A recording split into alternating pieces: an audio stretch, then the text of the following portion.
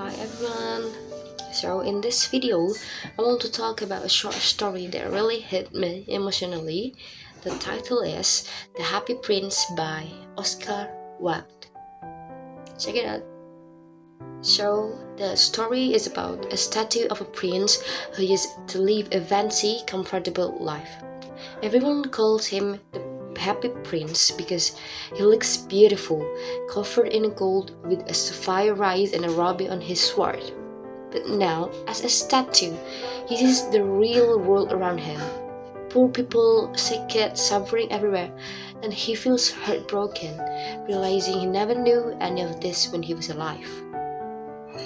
Then, a little swallow stops by. He's on his way to Egypt but agrees to help the prince deliver some of his jewels to people who need them.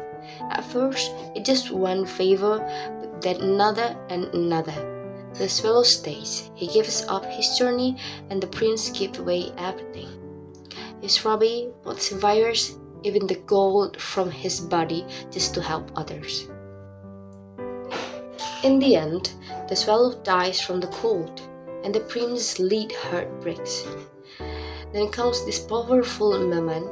An angel is told to bring the two most precious things in the city. And what does he choose? The dead bird and the broken heart of Prince. That line gets me every time.